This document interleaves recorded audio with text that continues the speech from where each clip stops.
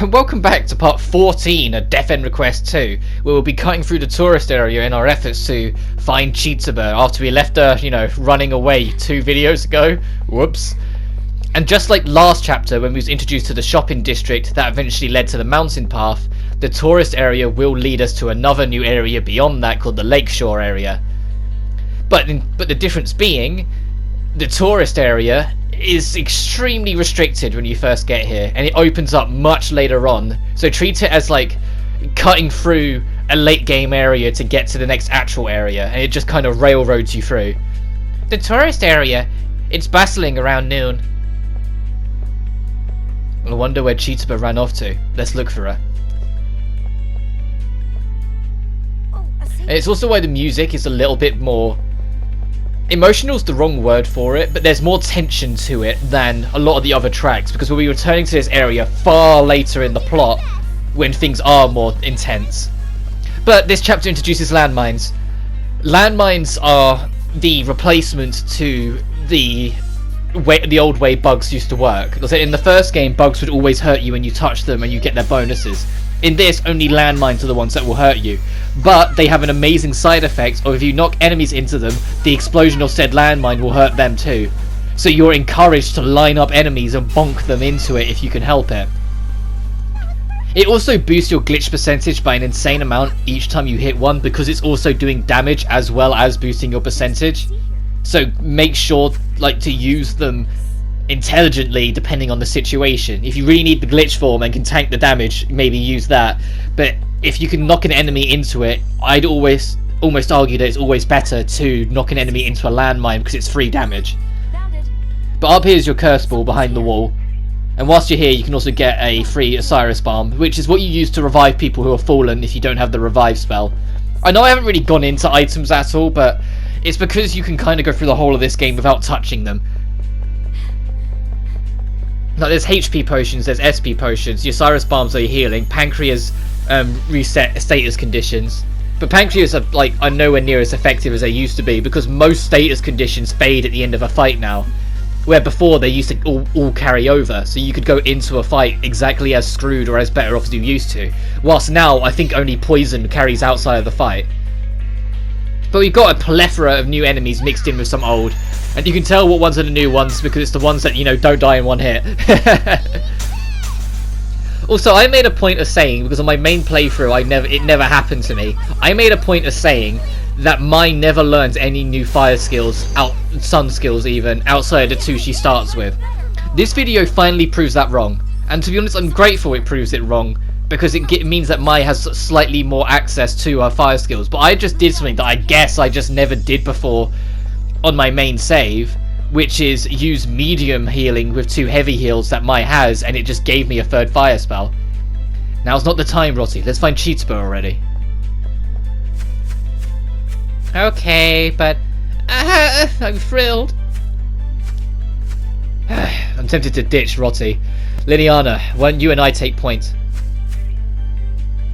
Not a bad idea. Let's leave Rossi behind. Wait, you guys! Don't leave me alone!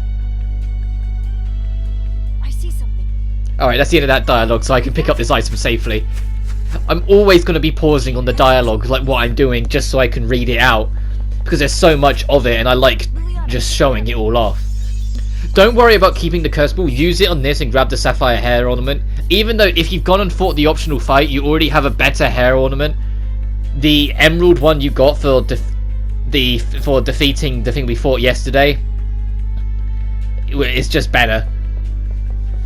The Riddick Gigas we took down yesterday. I had to think what its name was for a second, which is why I was bringing it out a lot. But pay attention to the glitch spots more and more often as you go on, as you're going to see me try desperately to see what new skills I can try and learn for the cast right now. But as you can see, and as I've mentioned it before, I love the fact that they changed this. Every skill the cast has got, they just have. You don't have to pick and choose what ones they're allowed to have and what ones they can't. You just have a long ass list, which is why they give you the ability to break it down into categories by using the bumpers. Or R1 and L1. You can scroll between them. And over time, you're going to start eventually seeing me doing that. Like, when the list starts getting really big for the cast, I almost live off it. But here it is. I learned Soul Lance from that healing, and I was like, are you fucking serious? But you saw me just shake the camera for a second, because I was like, there's more than those 2 fire skills that she can learn, and I didn't get it once on any of my first 2 playthroughs. Are you serious? And what's worse is that because I now have a 3rd fire skill, I start experimenting with it, and I end up getting a bloody 4th, and I'm like, god damn it! And I think they're the last 2 I'm missing on my main saves, because she's on 96%. Of all skills, and with how many I got, I'd be reasonably believe that each one is worth 2%.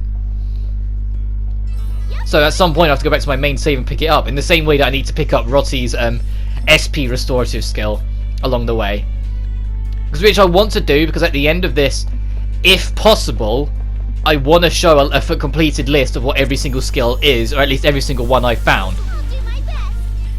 And I know that technically there's more playable characters than these 3, but for reasons I'll get to more when they come up to, I only count these 3 as the main playable characters, because the rest are like DLC. That was just kind of made main game last second.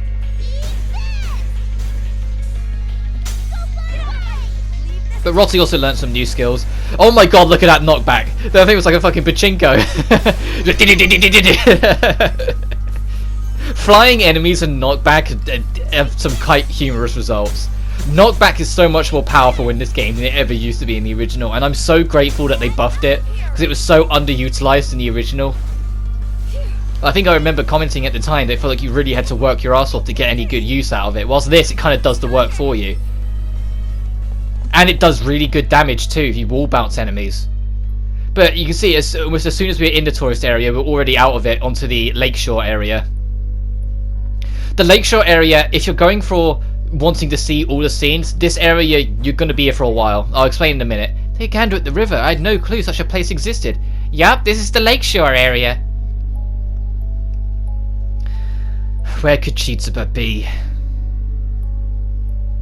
My, Liliana, look. Could these be Chitsuba's footsteps? Not that you can see them. They seem fresh. They must be. Then scan this area. Keep your guard up, okay? Right. The reason why you're going to be here for a while is because go to your missions. You have got... where is it? You got to pick up a Gurst Bee Stinger, which is only dropped by one particular enemy. And you need to kill 10 Sepshidels. And Sepshidels aren't as common as you'd want them to be for a game that asks you to kill 10 of them. The Cursed Bee Stinger is kind of annoying because the Cursed Bee Stinger is dropped by an enemy called a Beelzebub, which when you see them, you'll know what they look like. I'll point them out when we get to them. But they don't. It's not a guaranteed drop. In the encounter we get, I fight 3 of them, and only one of them drops a Bee Stinger. Like the chance isn't that high, and they're not. They're kind of an uncommon spawn. Like for this whole first run of this area until I get to the cutscene marker, we don't encounter one. And so I have to backtrack because these need to be done to unlock the extra scenes from this point. You can't leave these alone. The other 2 side quests that are part of it though, you physically can't do right now, so don't worry about it. There's one for defeating an optional boss that is beyond the cutscene marker that ends the day, so you can't do it. And there's one for collecting 2, like, patella trees, I think they're called. I can't remember what it said its name was. But there's only one before the checkpointing point.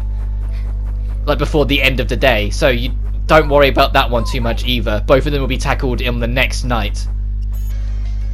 But because I'm looking for Beelzebubs and the frogs, because the Seldith shells, or the Sheldells, or whatever they're fucking called, because this game and naming is annoying, that they can appear with any other encounter in the game. Your best bet is to look for these plant monsters, because there's a combination you can get with the plant monsters where it's 4 of the plant monsters and 5 of the Sheldells. So if you can get that twice, you're done. But of course I don't get that lucky. But up here's a talisman ring, which is really nice to have. Make sure to equip it on someone, because it's just a really nice all-rounder piece of equipment.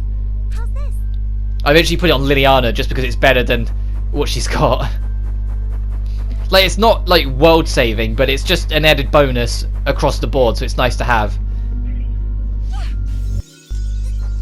But as we continue, there is more loot around here. Of course there is. And there is a few Shadow Matter spawns that are a little in the way, but this, if you were playing on your own first, will be around the time that you proper notice that the Shadow Matters are very easy to get around. These are the plant monsters I was on about. There's one of the combinations that can spawn if you encounter them directly is one where it's 4 of them and 5 frogs. But I just didn't get it this time, so well, they get to face the landmines as I try and make more of an effort to learn more skills. But yeah, look, now we have a third one. Eventually, let's go, fuck it. I'll just use 3 soul lances. What's the worst that can happen? It's not like I'm going to learn yet another skill on top of it. Oh my god! And now Mai has 4 sun skills, and 2 of which I never knew she had until I literally recorded this. When I recorded this, I was just like, are you serious? That she actually has these, and I didn't get them once. The only reason I kind of got annoyed by it is that I could have really done with them in the pain area. Returning from the first game, the pain area is just a gauntlet of increasingly super difficult enemies that are harder than anything in the main game. And Death End 2's pain area is far more ruthless than the first game. Like, the first game, it was kind of mindless, if you remember when I was going through it. This game, no, you have to take every single fight very seriously. But here's your first Sepshadel. Just so I can see you know what I'm looking for and why I say they're like a frog thing. They kind of look like a purple version of the Chrome Lodges from Dragonstar. Which is why I say I feel like it's a reused asset. I might be wrong, it might just look familiar, but I'm pretty sure it's just a purple, like, it's just a purple one of them. Which is why I even shake the camera a little bit there, because I was like, that's just one, great. I think, actually, I take that back. I think past me was shaking it because I was annoyed that I got a 4th sun skill. But look how easily I just ran past the Shadow Matter. They're so non-existent, their threat. What they should have done is make them faster, or keep them at that speed early game and then have them just gradually get faster for every chapter. So their threats become stronger and stronger the more used to them you become, to keep it balanced out. And so just because there's a chance there's a third one, I go full on Phoenix Ray, but no, there isn't another new skill. I'm pretty sure that's the end of that road. I mean, look at Rottie, look how many skills, she's got like 5 or 6 for each of the 3 elements, and she's only going to get more. She has like an entire book full of them by the end of this, it's insane. And Liliana's no slouch either, she's just behind right now because of her level. And the fact that she joins the party a whole chapter later than Rottie. Which means more than you think, because when you think about it, we didn't do that much fighting as just Mai. So the difference in how much we encountered and how much we dealt with was very little when Rottie joined compared to Mai, then compared to how Liliana joined compared to Rottie. Like, there's such a much more noticeable difference, and it's only going to get worse because, like I said, we have a batch of characters that are going to get introduced to you all at once that are basically DLC characters, but not. That I won't be using for this Let's Play at all, and I didn't actually use them at all in my blind run, unless it was going for the trophies. Because there's a trophy for unlocking 15 new skills for every character individually. So I made sure to do that, because I have platinumed this game. I platinumed it before I even considered Let's Playing it, even though I already knew it was going to happen. Just like Death End 1. And to be fair, just like Death End 1, this isn't a difficult platinum. In fact, I'd argue it's easier, because there's a lot less like random shit you can just miss. The only one that's kind of sucky is the trophy for getting all the death ends, because if you just miss it in the save, you're doing a whole nother playthrough to get it. It is completely missable. But the rest of them you're going to get naturally in the plot. Grind out a couple characters for those ones. Beat the game twice, because there's a new game plus ending separate from the true ending.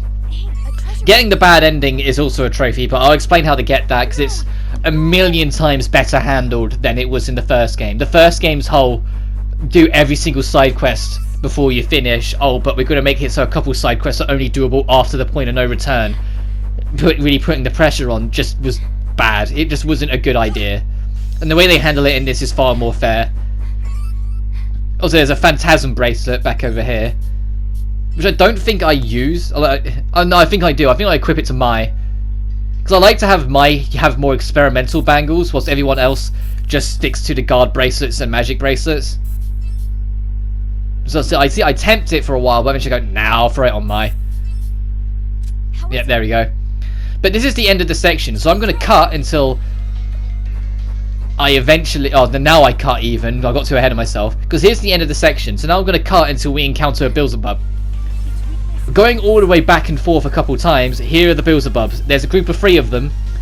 Despite the fact they're weaker to physical attacks, they have high physical evasion, so don't expect to just get through them easily. They're also weak to sun, so I try and do that as well. I position myself in a way that I can hurt as many of them as possible. And look at how many times it misses. Like, their physical evasion is just frustrating. It makes me feel like I'm back in Dragonstar. And that's thankfully something I'm very grateful for. This game is nowhere near bad. The enemies that are supposed to be super evasive are nowhere near as frustrating as the enemies that were super evasive in Dragonstar. They've learnt since that game. And if they are super annoying, they're very, very few and far between, like these Beelzebubs. The only thing that sucks about these guys is actually just killing them. And the fact that they have a item tied to them that isn't a guaranteed spawn. But once you're done with them, you never have to deal with them again. And I try and use Retable as well, just so any hits I do get on these does more, but I don't get so fortunate. I managed to kill them anyway, like there's still one left, but I at least managed to get the strikes in. But see, at this point I don't actually know if I've got the Cursed Bee Stinger, because it's only a chance drop. So both of those two could have not dropped one, and it's this one when I kill it that could have been the one that dropped it, because I do thankfully get one from this.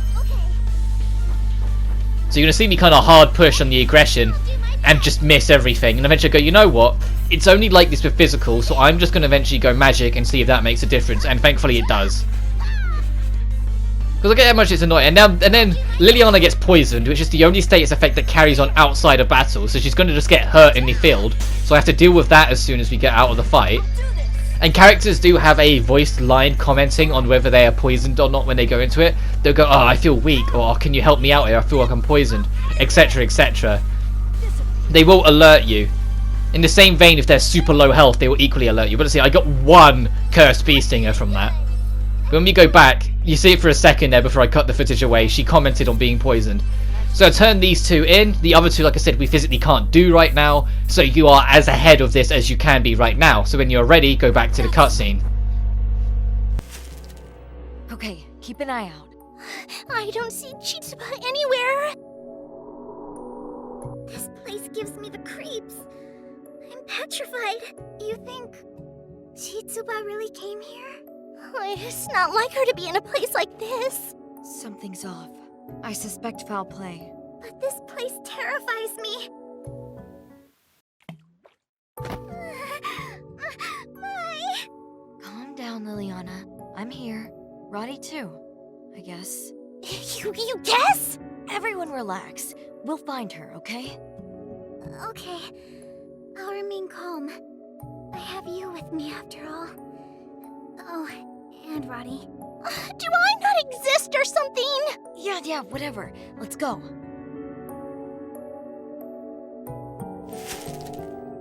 Oh, Liliana, I'm so jealous that you get to grab hold of my... Ah! I'm scared, my... Ow! My dodged me. Obviously. I'm not just gonna stand there and let you tackle me. But I love you so much! I wonder how far Chitsuba went. Let's go down here. Are they ignoring me again?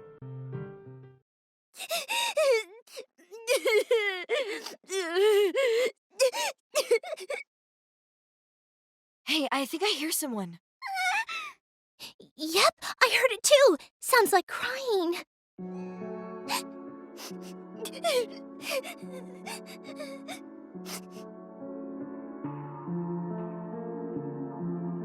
Well, someone's nearby.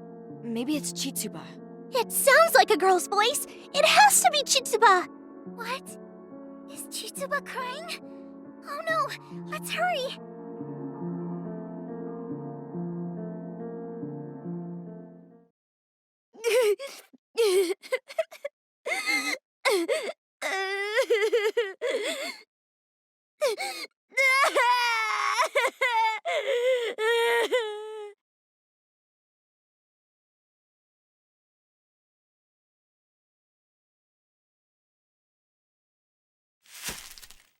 Chitsuba, I found you. Hey, what happened? Are you all right, Chitsuba? Roddy? You guys, what are you doing here? I saw you run out the dorm from my window. It's dangerous for you to be out here alone. Oh, leave me alone. What? We could never think of doing that. It's risky out here. We belong back at the dorm. I don't want to go home. I never, ever want to return there. Did something happen with Victoria?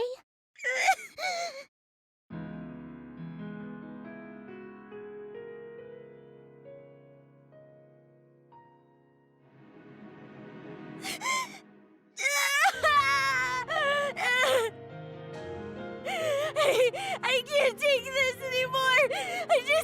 I want to die. Calm down. Did something happen between you and Victoria? You can count on us. Just please tell us what happened. Yeah, venting about stuff can ease the burden.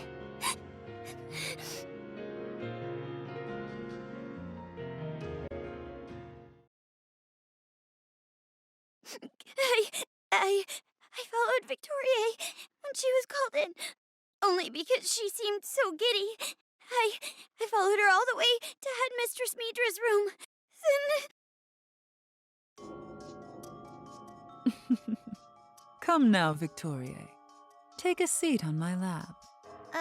Okay, Headmistress. Victoria, no need for formalities. Okay, Mitra.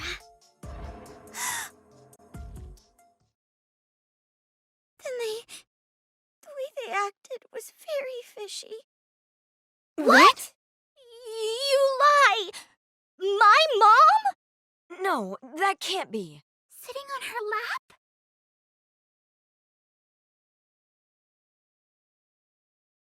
Hey, maybe they were just talking, right? Or maybe the room was dark, so you imagine things. I know. Victoria must be Headmistress Mitra's illegitimate child. I didn't imagine anything. Because I saw Victoria's face. I saw something that she had never showed me before. The look of a woman in love. It's too early to draw conclusions. Wait to speak with her first. Yeah, totally. Besides, Victoria's kinda ditzy. That I cannot deny. But still. Anyway, we really should head back to the dorms. I fear for the consequences if a faculty member finds us. Yeah, we'll definitely get in trouble. Maybe even punished. Let's go now. Okay. Each day is spent fixing glitches that appear in this world. It is an endless, repetitive process. Glitches arise, I snuff them out. If they become too frequent to control, the world is taken off the observation list, and then it's deleted. The more repetitive the process, the more my interest in the world fades. The world's population is irrelevant to me. I no longer hesitate when I delete. It's only natural now. If I don't do it, and I'm next on the extermination list. It was only a matter of time until our feelings as observers were exterminated as well. Until one day, I came across an ad for Enigma Games in the paper's classified section. One thing I loved about that world was drawing. On a whim, I applied to be their character designer. They hired me. Hello, everyone. Hope I'm not interrupting your work, but I would like to introduce a new member to our office. This is Lydia Nolan. As of today, she will be serving as our character designer. Lydia, please introduce yourself. I'm Lydia Nolan. No need to be shy, Lydia. Share some of your hobbies with us. Oh, okay. My hobbies are... Well, come to think of it, I don't have any. But I'd like some real soon. I realized then that it was the first time I had dealt with people other than my mother and my older sister. I bet I seemed kinda off. Well, Lydia here is new to Japan. Naturally, she is still acquainting herself to things. Mizunashi, I was planning to have you show Lydia around. Oh, sure. Wait, huh? Me? Yes. Thank you in advance, Mizunaishi. Wait a second. Don't you think that she would be more comfortable with one of the other ladies or something? Tokyo was better suited. I took that into consideration, but seeing as it's almost master submission for Tokiwa, she is unavailable to train our newest colleague. Besides, you're good with people, Mizunaishi. The CEO himself asked me to refer her to you. What? Well, I shall leave you to it. Hey, wait! Ren! Sheesh. I guess, I'm Arata Mizunashi. Mizunashi Arare? No, not Arare. It's Arata. Arata. Arata? That's right. Arata. Arata. Already on a first-name basis, huh? Whatever. Nice to meet you, Lydia... Lydia Nolan. Call me Lydia. Got it. Well, it's a pleasure, Lydia. Don't be a stranger. Oh? Okay, Arata. I guess now's a good time as any to bring up that any of the scenes you see of Lydia Nolan only appears in New Game Plus.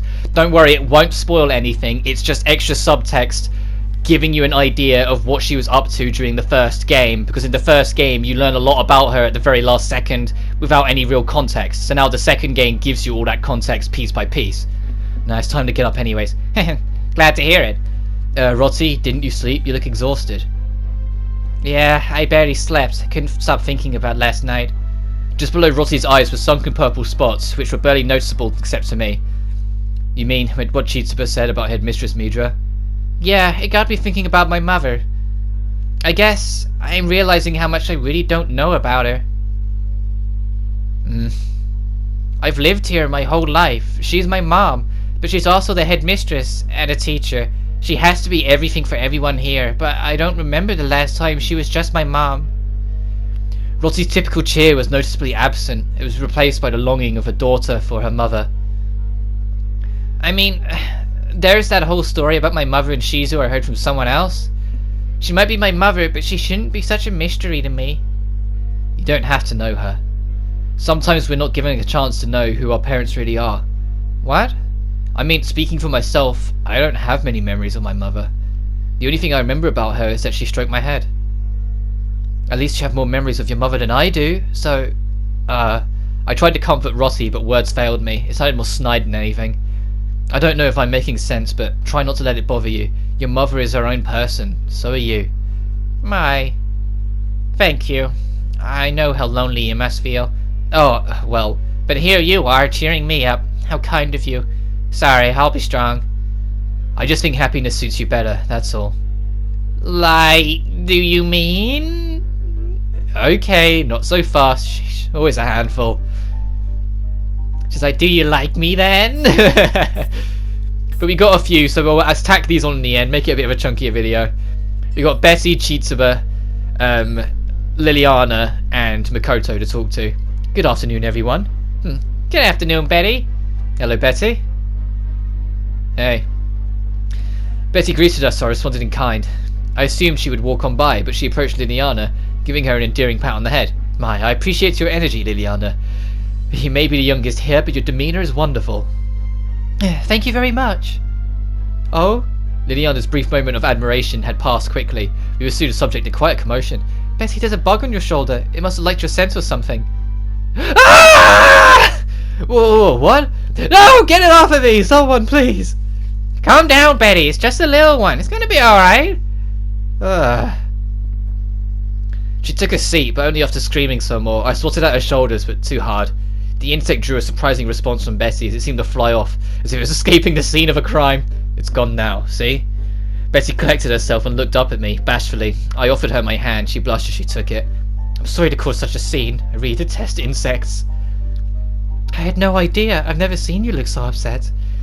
Liliana's right. She's usually so calm, almost aloof sometimes. She acted so childish just now. I've never seen this side of you. What do you mean by that? The moment illuminated to me that Betty's human nature, one that wasn't obscured by her intense devotion to Elstrain. I like this Betty much better. I couldn't help but smile as I watched her, still trying to collect herself. I felt like we were close to her all of a sudden. It's nothing really. Goodness, what is it? You don't have to laugh that much, you know. It's just so rare to see you like that. You can imagine how funny it was. Oh, don't worry, Betty. I think it's kind of cute how you were so scared because of such a tiny bug. Ah, I think why I get it was funny to me is because you usually try and act so calm, but you totally lost it right now, huh?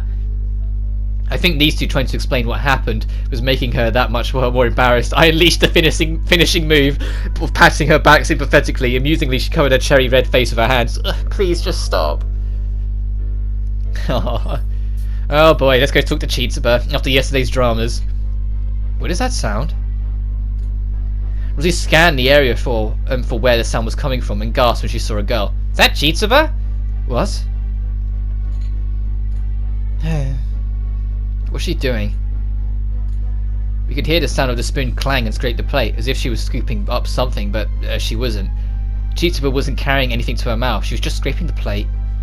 Seeing Chitsuba's face look completely pale, Rosie ran to her at once. Liliana and I followed. Chitsuba, what's going on? You look pale and you aren't eating. Roddy. She was in a daze and her eyes slowly set upon Roddy. I saw Victoria with Shizu. The two seemed... Yeah, they were leaning on each other, like they were close. They looked good together. I am unwanted after all. In the end, Victoria would just leave me.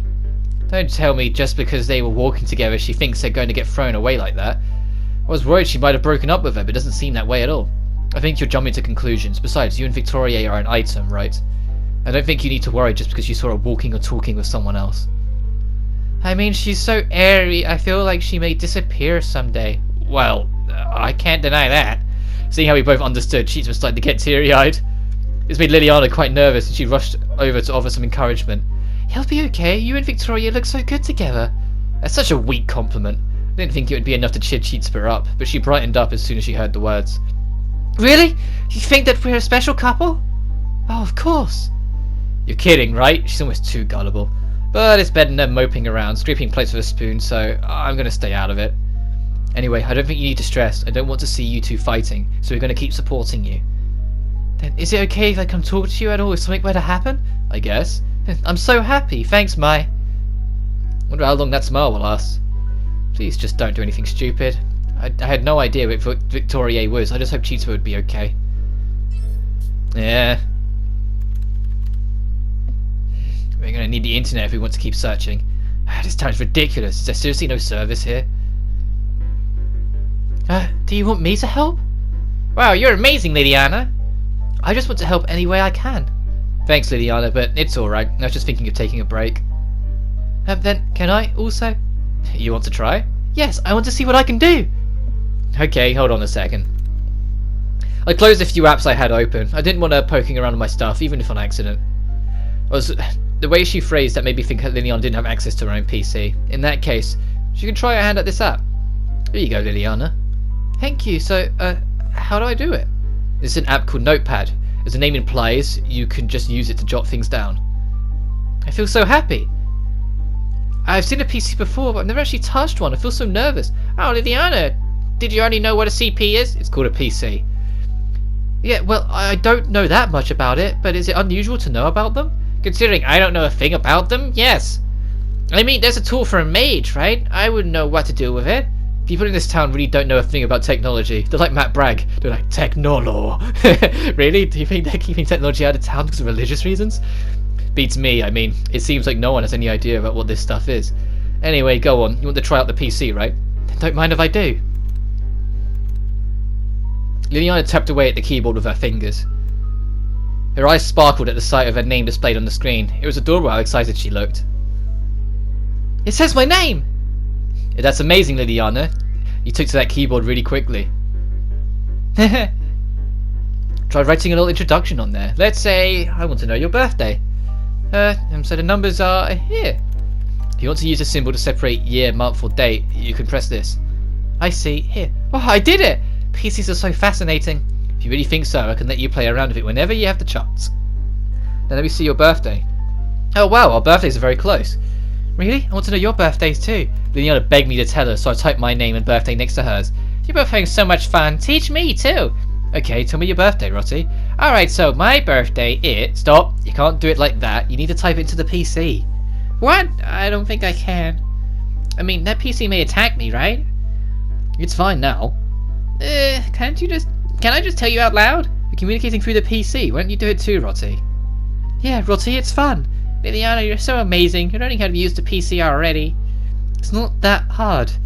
But you seem really interested into it. I'm sure you'll learn fast, Liliana. You think so? It makes me happy to hear that. Can I play with it just a little longer? Of course. I taught Liliana as much as I could about the PC and how to use the PC for the rest of the night. Eventually I got tired of reaching for the keyboard next to her and had her sit on my lap instead. Liliana seemed to be shy about it, but I hugged her anyway, wishing that I could stay like that way for a while. Aww. And then... Oh. Missy was talking happily, but she stopped. I followed her gaze and saw Makoto sitting on the corner of the street. I wonder if something happened again. We looked at each other and ran to Makoto. Oh, I remember her voice. I was having a moment. She's the one that talks like this, yeah. What's going on? Are you sick? My, Rotty. Oh, not at all. I'm totally fine. She tried to smile energetically, but we could tell it was a fake one. Makoto, you're forcing it. No point in hiding it. It's obvious. We'll take you back to the dorm. Let's go home. Rotty offered Makoto a hand. Makoto, however, wouldn't take it. Not again, but no matter what we say, she won't listen. Makoto? I'm sorry. I've been asked to run errands for a few townsmen. Because it seemed apologetic, Rotty's eyebrows furrowed. She was getting upset. What do you mean? That's not a job for a student. Who put you up to this? I'm going to report this to my mother, so those people will stop this at once. No, it's okay. I just have to work a little harder, that's all. Because it started to look flustered, and then she raised her voice. If you do something like that, the townsmen are going to hate me. I can't have that. I really can't. But this is against the rules. Why does she want their approval? This seems really desperate. I'm getting the impression that this has nothing to do with their approval. Is this really what you want to do, Makoto? Yes, or else... Anyway, I just need some rest. Please, don't worry about me. Okay, let's go, Rotty. But... Rotty recoiled at Makoto's glare. Fine, but this isn't good for you, Makoto. You need to at least take that into consideration. Alright, got it. What do you think, Mai? Is it okay to let her do this? Beats me. We'll figure it out soon enough.